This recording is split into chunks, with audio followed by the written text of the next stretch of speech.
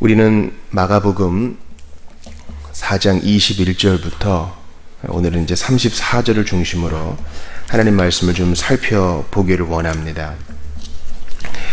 우리는 지난 시간에 이제 그 땅의 비유를 좀 보게 됐죠. 네 가지 다른 땅을 보면서 그것이 네 가지 다른 마음의 상태를 나타낸다, 그렇게 했습니다. 그러니까 엄밀히 말해서 씨의 비유가 아니라 이 땅의 비유인 것입니다.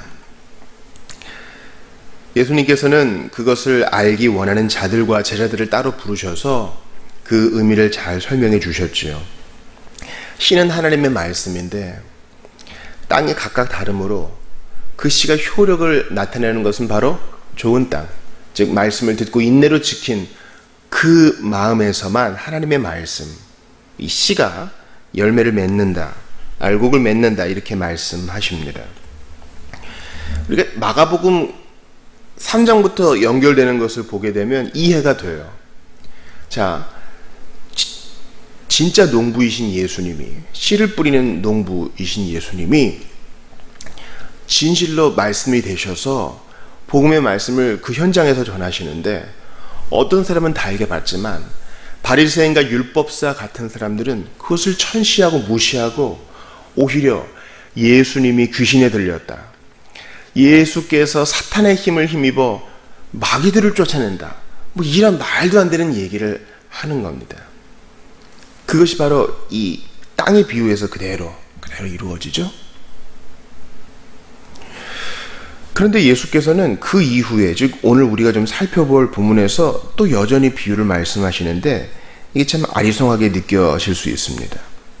먼저 등불을 등경 위에 드는 이 비유 들어보시죠.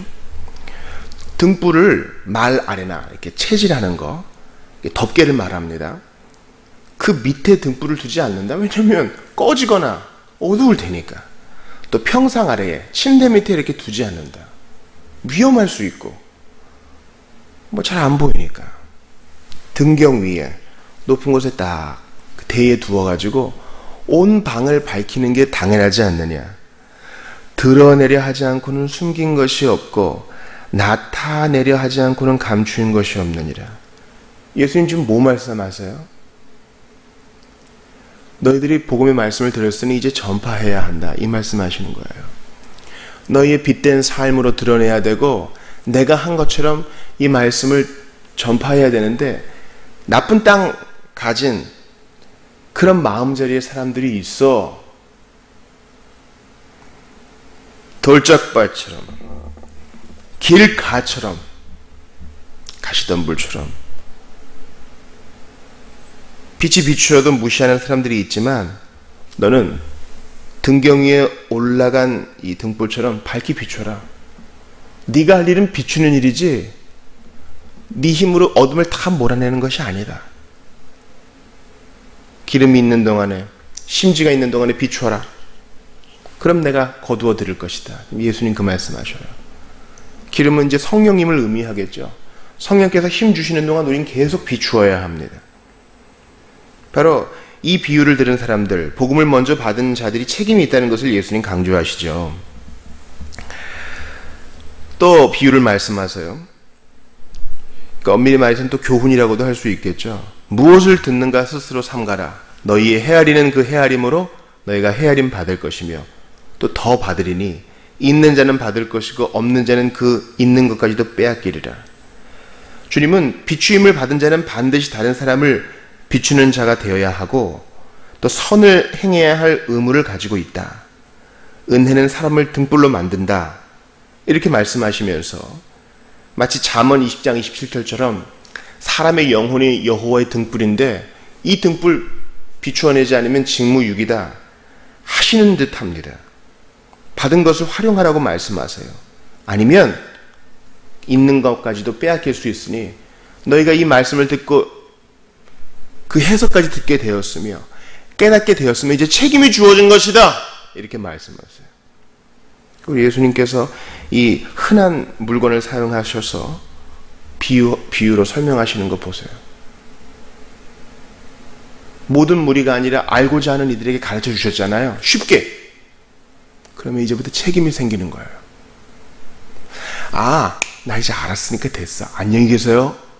하고 또 다른 선생님 졸졸졸 따라가는 게 아니라, 아, 그렇구나. 이것이 무슨 의미일까? 씨를 뿌리는 거, 하나님 말씀을 전하는 데에는 각기 다른 반응이 있지만 그 각기 다른 반응 때문에 퍼즐로 앉아서 아이고 왜 이러나 한탄하는 것이 내 일이 아니요. 나는 비추는 게 내 일이구나.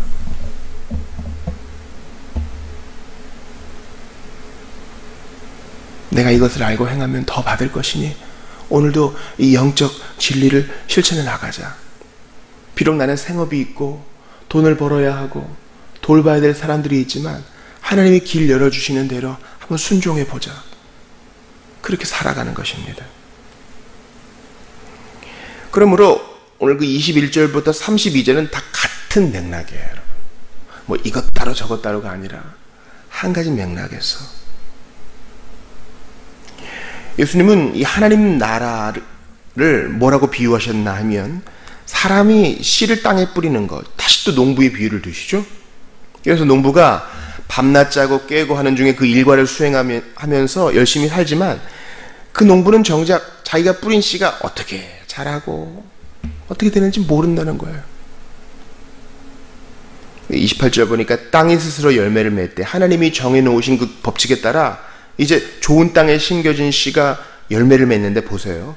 싹, 이삭, 곡식 이 단계를 거쳐서 열매를 맺는다는 거예요. 그래서 열매 익으면 이제 낫을 대서 추수한다. 이거 종말론적인 의미죠. 그러니까 오늘 본문은 바리새인과 율법사들, 서기관들과 종교 지도자들과 같은 자들의 반대가 있을지라도 또 예수를 미쳤다 하는 사람들이 있다 해도 그래도 뿌려야 된다. 그래도 비추어야 된다. 하나님이 정하신 자, 마치 땅이 저절로 그 열매를 맺는 것처럼 보이는 것처럼 주님이 택한 자는 세련되지도 못하고 뭔가 눈물을 자아내지도 못하는 그런 말씀 선포에 반드시 응답하여 주께 돌아온다는 것입니다.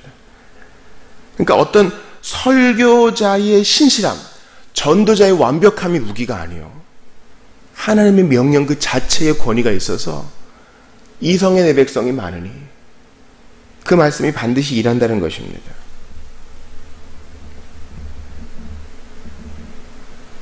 그러므로 성도는 책임을 지는 자가 아니요 기본적으로 성실한 자입니다. 명령을 받드는 자이니까요.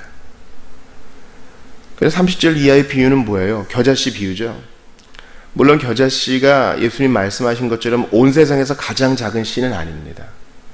근데 예수님 당시에 팔레스타인에서는 제일 작은 씨로 여겨지고 있었어요. 겨자씨 한 2만 개가 모여야 28g이 좀 넘는다 그러죠. 정말 작은 겁니다. 그러나 자라면 그 나무가 3m에서 4.5m까지 자라는 대단히 큰 나무가 된다고 하죠. 하나님 나라가 이런 거라는 겁니다. 뭐 가시떨기에서는 죽고 하나님 말씀이 길가에 있는 길가 그 마음밭과 같은 사람의 속에서는 뭐 아무 열매도 맺지 못하는 것 같아도 하나님이 예비해 놓으신 좋은 땅에서는 이런 놀라운 일들이 일어난다는 거예요.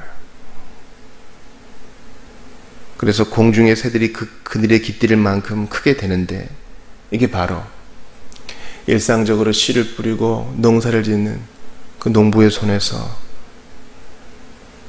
시작되니 절대 포기하지 말고 이 일을 계속해야 된다고 예수님 말씀하십니다. 여러분 이해가 되세요? 우리의 작은 섬김, 우리의 작은 기도, 우리의 작은 선포, 때로는 우물우물거리는 것처럼 교회 좀 같이 가요. 예수님 한번 믿어보세요. 예수님은 좋은 분이세요. 내가 나눠준 전도지 한 장. 그게 안에서 문제지. 우리가 이 농부가 하는 것처럼 신실하게 이 사명을 잘 감당하면 하나님 나라는 좋은 땅에 떨어져 반드시 큰 열매를 맺는다는 것입니다. 놀라운 거예요. 그래서 예수님이 먼저 본을 보이시잖아요. 예수를 어떻게 죽일까 노려보는 자들이 있을지라도 두려워하지 않고 앞으로만 전진하세요. 오늘 이 본문이 일상적인 상업을 수행하고 일상적인 학업을 수행하는 직장인 학생들과 무슨 상관이 있는가 고민하실지 몰라요. 그러나 일단 적용을 성급히 보기 전에 이 말씀 그대로 받으세요. 하나님 나라는 이런 것이구나. 하나님 나라의 말씀이 여기저기 떨어지지만 주님이 택하신 자, 주님이 사랑하시는 자 안에서 반드시 열매 맺는구나. 그러니 두려워할 거 없구나. 쫄 필요 없구나. 열등하게 생각할 필요 없구나. 이렇게 여겨야 됩니다.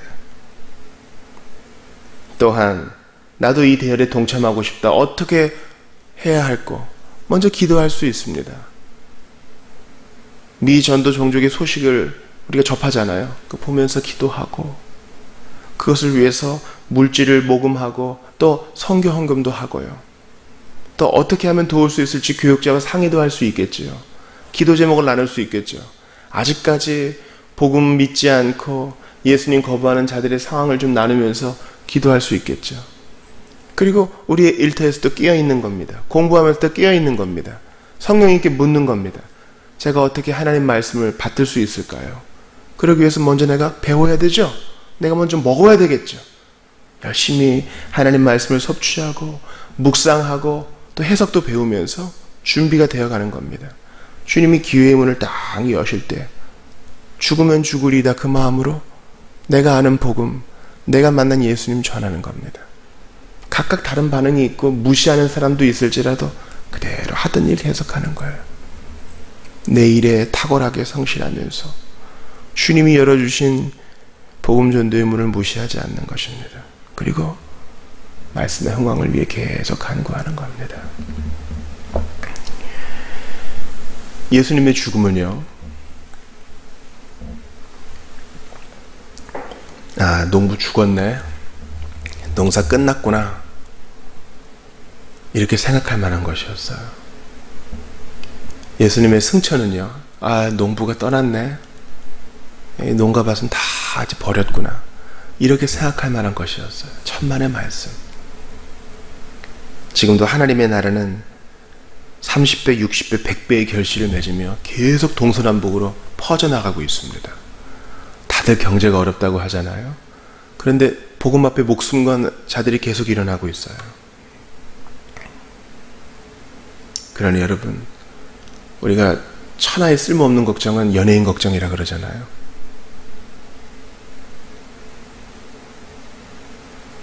다른 걱정 다 내려놓고 농부가 성실하게 자기 일과를 수행하는 것처럼 아침에 일어나서 쉬는 시간 빼고 계속 할 일이 있잖아요. 여러분들이 할 일을 잘 감당하세요. 생각보다 시간이 짧아요. 내가 먼저 말씀을 섭취하고 주님과 기도하고 내통하는 가운데 그 교통 속에서 주님이 열어주신 문을 따라 복음 전도하고 거기에 관심을 갖는 것, 이것만 하는데 시간 엄청 걸립니다.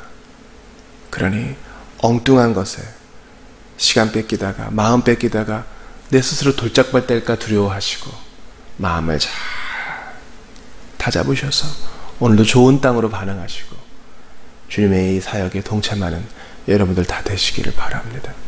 예수께서 십자가에 달려 죽으시면서 우리 같은 죄인을 생각하신 이유는 이제 변화된 사람으로서 열매 맺으며 살아라,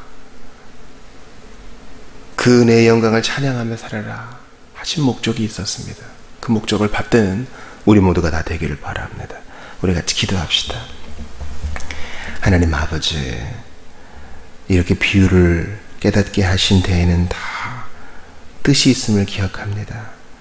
비추고 전하고 나누라는 주님의 계획이 있음을 봅니다. 주여, 저희가 이 사명과 책임을 받았은즉 잘 감당하게 하시고 도망가지도 말게 하시며 이 영광과 기쁨을 공유하는, 하나님을 즐거워하는 자들이 되게 하시옵소서. 기도합니다. 가시떨기와 같은 마음, 길가와 돌짝밭과 같은 마음으로 항거하는 자들을 사로잡아 주시고 이 말씀 사역을 위해 봉사하고 선교 사역을 위해 봉사하는 자 주께서 극진히 돌봐 주시며 우리들도 우리들의 일상적인 삶 가운데서 주님의 사역에 동참하고 이 일을 위해 함께 기도하는 하나님 나라의 확장과 흥왕을 위해 함께 뛰는 자들이 되게 하셔서 하나님의 기쁨이 되고 우리를 구원하신 목적을 이루어드리는 받드는 한 사람 한 사람이 되게 하소서. 오늘도 우리 앞에 무거운 짐이 놓여져 있는 것처럼 보이지만 주님 도와주시면 능히 감당할 줄 믿습니다. 힘주시고 지혜 주시옵소서. 함께 해주셔서 여주동행하는 우리가 주님을 찬양하게 하시옵소서. 주 예수님 이름으로 기도하옵나이다. 아멘.